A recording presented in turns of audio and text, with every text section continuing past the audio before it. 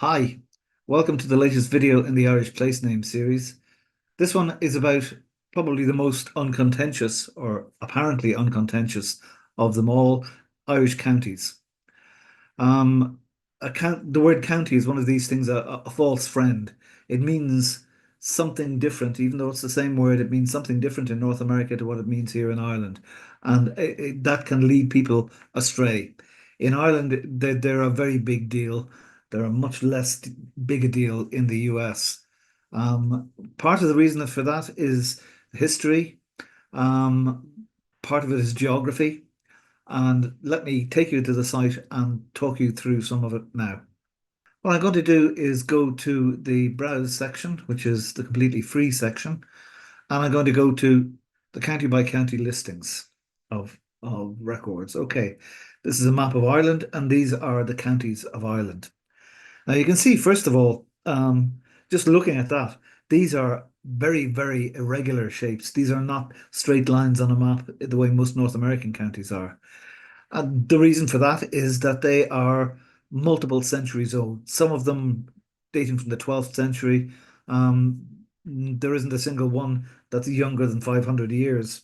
Um, and they are, for Irish people in Ireland, they are the primary unit of regional loyalty. You say, I'm a Roscommon man, or I'm a Donegal man, or I'm a Waterford woman. Um, that's one of the ways people identify themselves in Ireland. That in itself is something completely different from the way counties operate outside Ireland. Um, One thing you should be aware of as well, there are 32 counties on the island of Ireland, or at least there were until the 1970s when the modernisers in London decided to abolish the county system throughout the United Kingdom. So officially, the six counties of Northern Ireland, that's Derry, Antrim, Down, Armagh, and Tyrone, no longer exist in official records. Ask the people of Derry, Antrim, Down, Tyrone, and Armagh where they're from, and they'll say, "I'm from Armagh, I'm from Derry." So they might be abolished in the minds of the bureaucrats in London, but they're not abolished in the minds of the people on the ground. Um,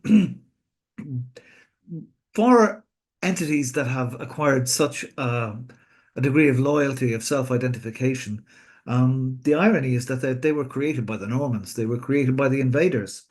There were no on the model that already existed on the other island of counties, of shires. So the shiring of Ireland is what happened. And as the main reason for this identification, I think it was already in existence in the 19th century, but as the Gaelic Athletic Association, the major Irish sporting association, grew up, teams were put together on a county basis and competed against each other and created this very strong loyalty and identity, county by county.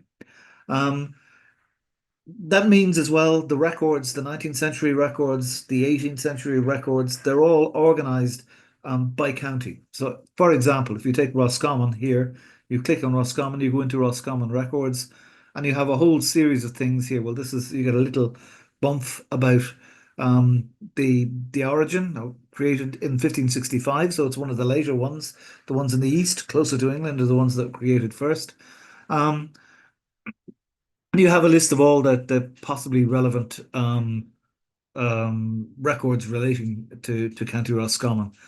This is all free, this section, so you can wander through this at your leisure.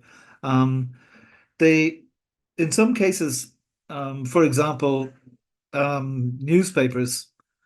These newspapers are, some of them cover the whole country, some of them are specific to the area. So there are some things where it gets a little bit loose, but the county is the main thing that you need to keep an eye on. The county is subdivided in the 19th century into the civil parishes. The civil parishes are then subdivided into townlands. So a county is the basic requirement that you will need in order to be able to research an ancestor in Ireland. So a county of origin is basically it.